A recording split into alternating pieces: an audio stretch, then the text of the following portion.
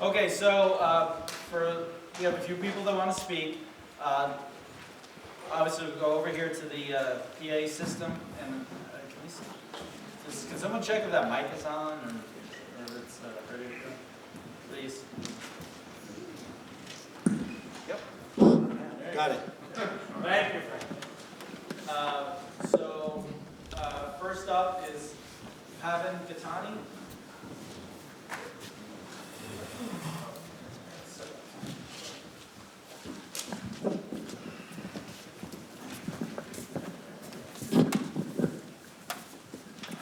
Thank you, everybody. Thank you for coming. Thank you, the board.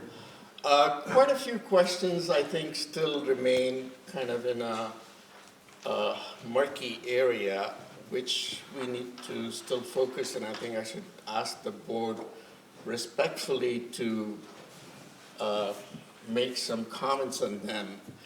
In the PowerPoint presentation, it was clearly written there's no toxicity associated with these panels. I kind of disagree because these panels are coming from China. I think I did bring it up in the last meeting, the composition, how these panels are made, what are the chemicals or metals which are obviously have toxicity in them. And for the board to just say that we have found out that these panels have no toxicity is something which needs to be evaluated. I think that is something which is a dark area, gray area. We don't know who the manufacturer of these panels is. We don't know where these panels are exactly coming from, except we were told that these would be imported from China. So I think that statement is a qualified statement, and whatever information is available publicly, these panels do have toxic components in them. Thank you. All right, next up is Denise. What is it? Baudelaire, yes. Can you turn up the mic? I just was Well, thank you. You made a segue for me. If they are coming from China, we could better life on it that they have toxic components. I spent my whole life in the pharmaceutical industry, and I won't even take generic drugs because they have toxic components in them. So if the generic drugs have toxic components, what makes you think that the panels are not, that are going to go into the earth? There are going to be 20 million of these panels, I think, in the in New York State, that after 25 years, what's going to happen to them? But we moved here because of the land and the view. And we live on Skunk's Misery, 389 Skunk's Misery. And this is going to be in the direct line of sight of my house and my husband. But if I take that and step to a side and see if we could fix this somehow so we don't have to see it, I'm still concerned because these are produced in China. How are they produced in China? With fossil fuels. They are trucked, okay, or shipped over the United States. What happens? That's CO2 emitted. They are trucked from California over here, more CO2. After that, they have to be constructed, more CO2. The land has to be cleared, more CO2. You chip the wood, okay, or you burn the wood, more CO2. So you're actually starting at a deficit that you would not have if you never even did the solar panels. And I realize that this is something that New York State wants to do, but I think for the town to be part of this, and for us to be part of that is a bit negligent when we're looking at the overall opportunity to do green, but not with 25,000 solar panels in our backyard. Thank you.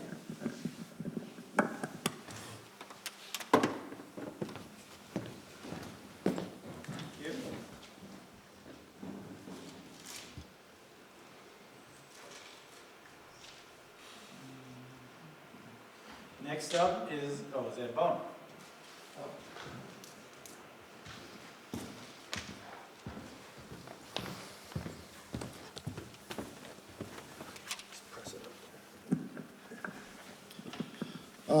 Well, thank you for all your time and effort that you're putting into this process, which is extremely important to us. In this segment, we're talking about the CO2 emissions And what's coming from China, I think everyone realizes is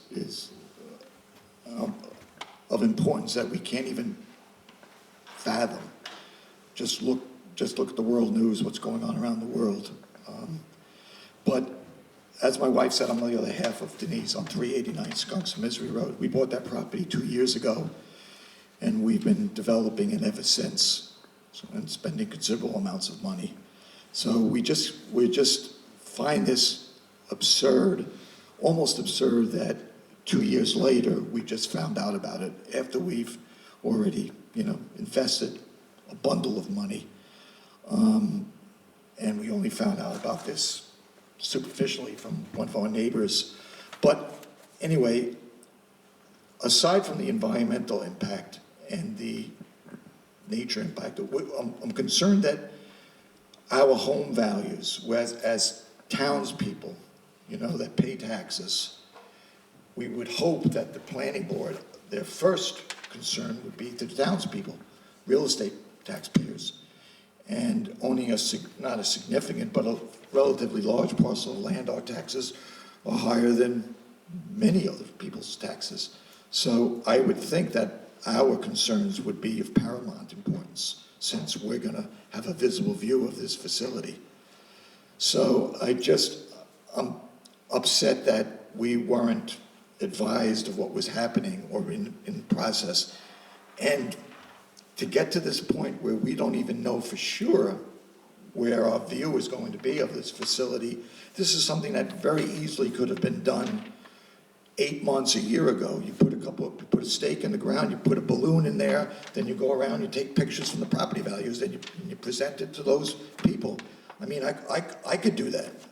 I don't understand why we're at this point today, and we don't even know. So I would hope that the planning board, that would be your primary concern, because we're townspeople, we're going to be living here full-time, and we're paying taxes. So I just wish that we would proceed very carefully and slowly and evaluate all the things that are being discussed and brought to your attention today. Thank you.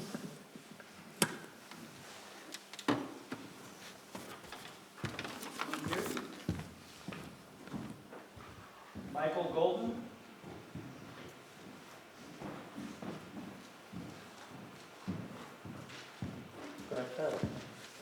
This is very useful, thank you. Hi.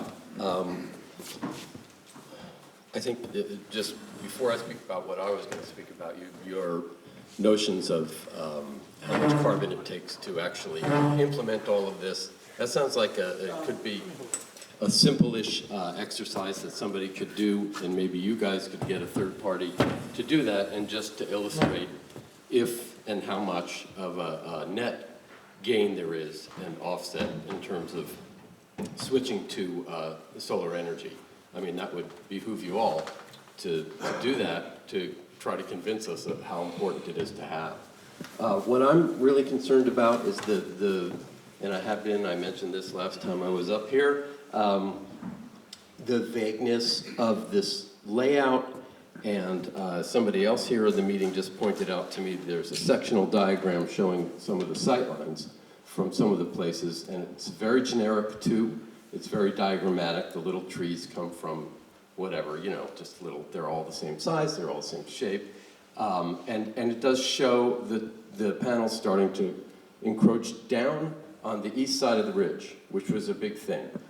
I think we have to see not just the diagram, but a realistic drawing with a topo map, which shouldn't be that difficult to do, to prove to us that you're not going to come down the east side. Maybe that diagram of the section is just too generic even for our purposes. Maybe it's inaccurate. But also the trees, I feel like the Lorax. I think they have to be specifically marked. Each tree is going to come down. There has to be a third party that observes that only those trees come down, no more, no less. I know what it's like when you turn loose a bunch of guys with chainsaws. Next thing you know, they're down, and the replacement trees are, I don't know, this big. Is there a specification on the trees that you said you said obviously you can't plant mature trees, but is there a spec, is there a requirement in the agreement you're making on the size of trees that they're going to plant? And this ties into what you were saying about the balloons and everything. That it does seem like, can we not get a date where all of us could go up there and see the trees marked and understand what you're going to do? Again, it's a process, and I think everybody just wants reassurance and not to wake up and all of a sudden see this factory. Because, could be that, or it could be really benign. We could say, like, we can't see this from anywhere. It's 2 miles away from some people, but maybe it's not bad. I don't know, but I'm hoping that somehow you can allow us to understand exactly where this is on the site and what's going to happen when the trees are down, which trees are coming down. Thank you. You want to keep this?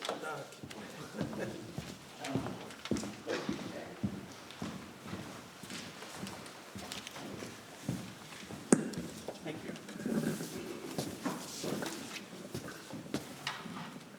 Good afternoon, by 7 minutes.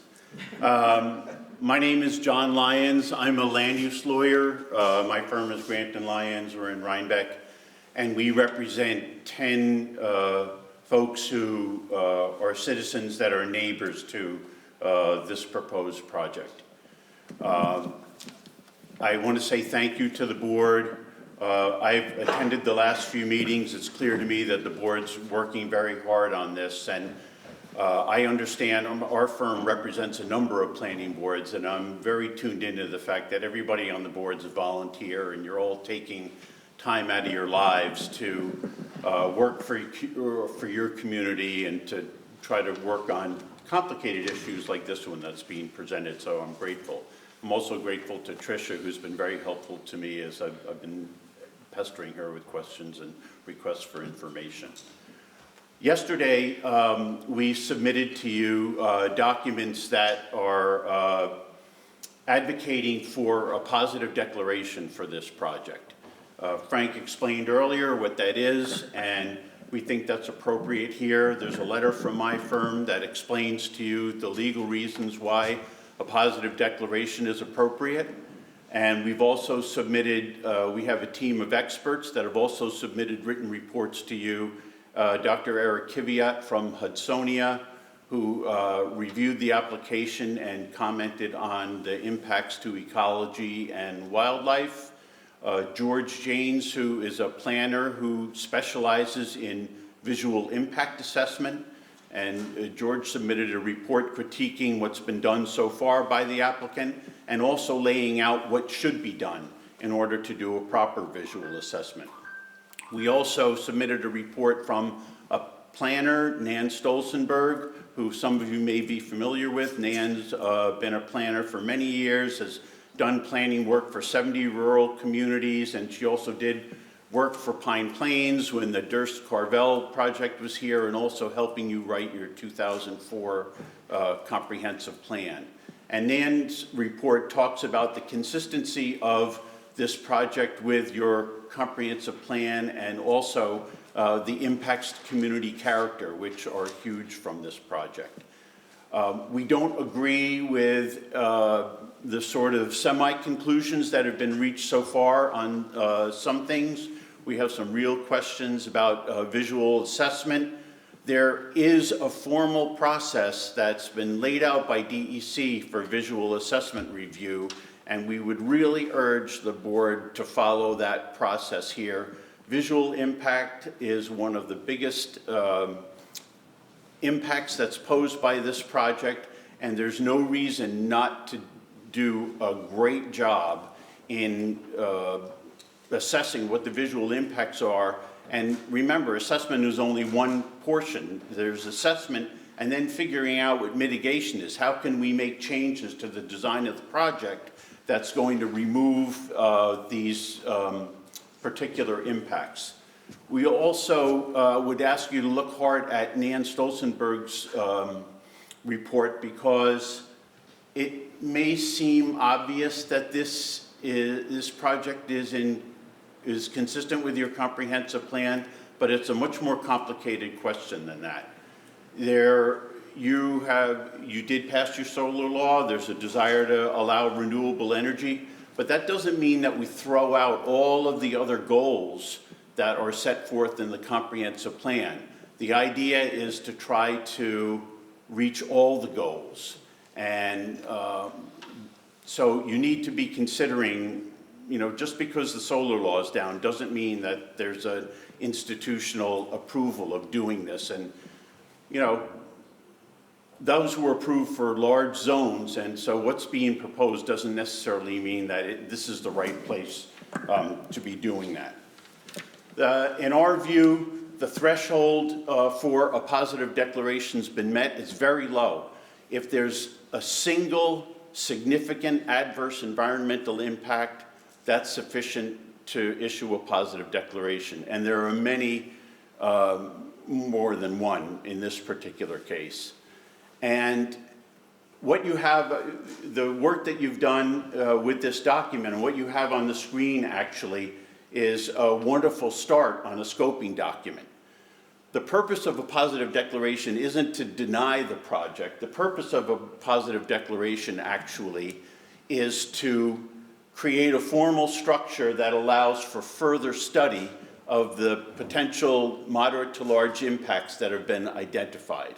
And as you can tell from the comments that you've gotten so far, and even from the comments that came in this morning, there's a real hunger on the part of the public to really understand what's being proposed here and to make sure that the mitigation is actually going to be effective and directed at the positive impacts. An environmental impact statement will really pin everything down. Applicants don't love them, but they're actually really important for communities, because applicants propose to you what is best for them. An environmental impact statement really asks them to drill down on the impacts that are proposed. It's going to be presented to you in writing. It also forces them to present in writing specific mitigation plans. Everything is pinned down, and then that goes to you for review, and then that goes out. You have to have a public hearing, and that goes out to the public, and we get a chance to look at the draft environmental impact statement and bring comments to you about it. The other thing that is super important about environmental impact statements is that they require a discussion of alternatives. And that's something that's been completely missing from the dialogue, at least as far as I can tell so far. Alternatives, you'll see in the seeker handbook that Frank was talking about, the DEC says, why do we ask applicants to discuss alternatives in an EIS? It's because we understand, this is the DEC talking, we understand that applicants propose the project and the design that suits their purposes, but that doesn't necessarily suit the purposes of the community. A discussion of alternatives means that you would here have to look at proposals from the applicant about something that's smaller in scale, about a different configuration of the arrays. Maybe the arrays are in different places on the property. We talked earlier today about, well, we can't, there isn't room to reforest this site because it's going to be farmed. Maybe that's something that has to be changed under an alternative. Maybe it can't be farmed. Maybe to mitigate the impacts, we need to have that forest relocated somewhere else. So the alternatives are really important, and an environmental impact statement is going to mandate a consideration of that, and it's going to provide a vehicle for a robust discussion and consideration of those alternatives. The other advantage to the community of an environmental impact statement here is that it's going to make all of that information that gets submitted in the draft is going to be available to the public so that everybody can see what's being, being proposed exactly in writing. They're going to have a chance to comment on it. And it's also going to give everybody a chance to breathe and think and consider so that they can make good comments, and hopefully that our comments from the public are going to be able to make the project better. Hard questions, close scrutiny are really the ways that projects are improved. And an environmental impact statement in this case would really be the best vehicle to do that. And the legal basis for a POSDEC is already right there in front of you. Thank you for being a little bit liberal with me on the time. For those members of the public, the reports that we've submitted, I think, Tricia, they'll be up in the Dropbox for the planning board at some point. I do have a few paper copies with me today. If you want to take something home with you, please let me know, and I'll give them out for as long as they last. Thank you very much. And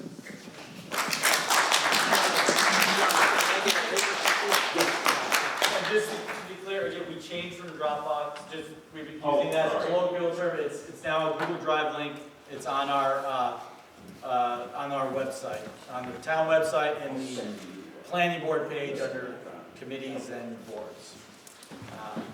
Yeah, we had some issues with the Dropbox security features, so. Anyway, okay, is there anyone else? You want to go again?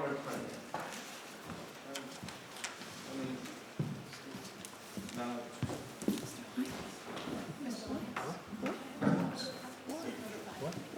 Just wanted to ask the planning board, please, would they be considered enough to confirm if there was an alternate offer made on this parcel of land by an entity in the town for purchase of this land for the full asking price, the closing in 30 days?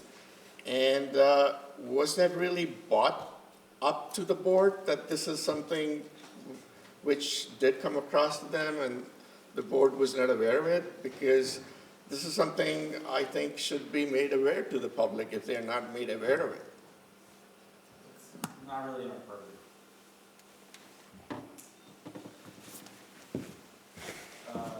Well, Stan, do you want to go?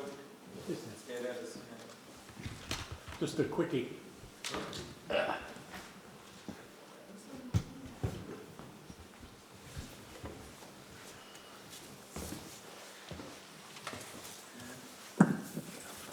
Obviously, I didn't prepare anything. I've been here filming.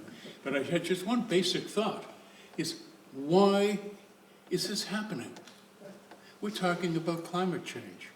We're talking about, is there really a climate change? What is the offset? How much carbon are we saving from going into the atmosphere by building this solar system? It requires some carbon accounting. I know it's very difficult, it's very vague, but just a rough idea. How many gallons of oil are we saving? Or tons of coal, or whatever. I just think it should be a consideration. It's just a basic thing, why this is happening. I have a website called Thinking Global, Acting Local. And I think this is a great example of it.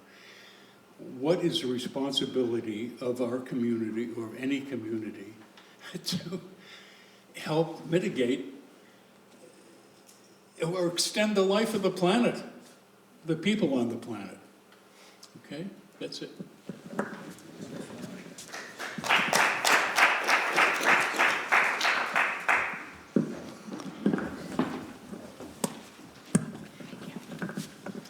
I'm Allison Gallagher. We live at 387 Skunks, Missouri.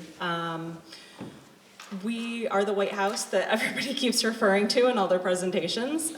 We moved here about 5 years ago.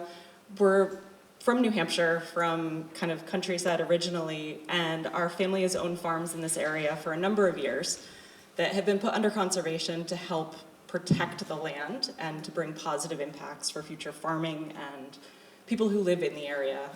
Our kids go to school here in Pine Plains.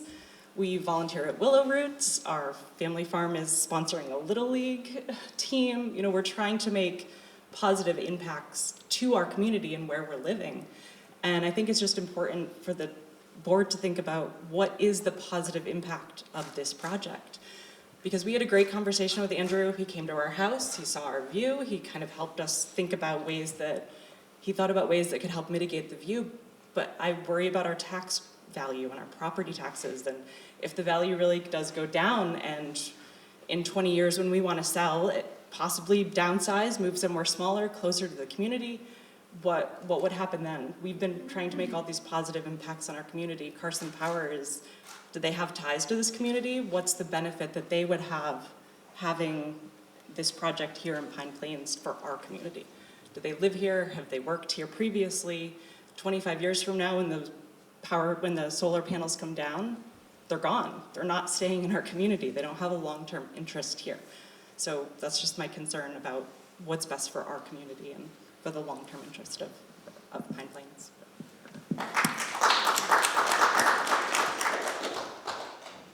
Anyone else? Anyway, this is not me speaking, it's my son, the tall, lanky guy who spoke last time. He wrote a long letter, but I'll make it fast. First of all, I just Your had name coffee. is? I'm sorry, Anna Gattani, 504 Big River Road. We were having coffee across the street, and there was a sticker there. What did it say? Pine Plains, love it or lose it. Okay, whoever came up with that, I think that should be our motto. But he says, I'll just paraphrase. As someone who understands this industry well from financial perspective, I would urge this community and board to include as a criteria of our due diligence a deep understanding of the counterparty. He's 32, so he expects to be here another 50 years.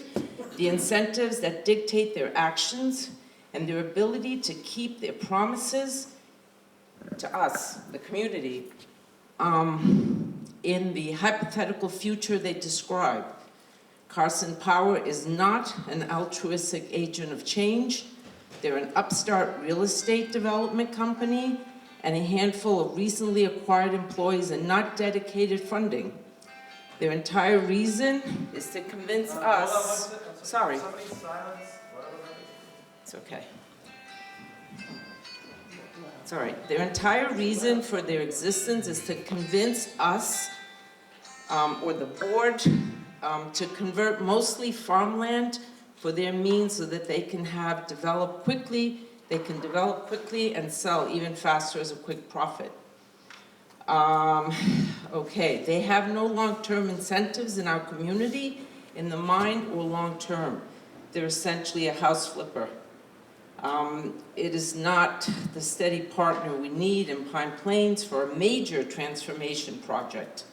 It is not a partner we can trust to make promises. And pretty much what he's saying is that the firm will last only as long as the temporary advantages that the New York State generous tax benefits allow us for. As this tax program is already changing, I question,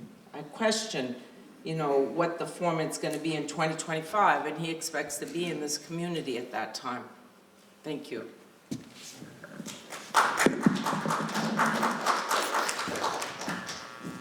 Anyone else? Okay. With that, we're going to adjourn the public hearing, leaving it open. We are going to retire into an attorney-client session after this. So thank you everyone for coming out.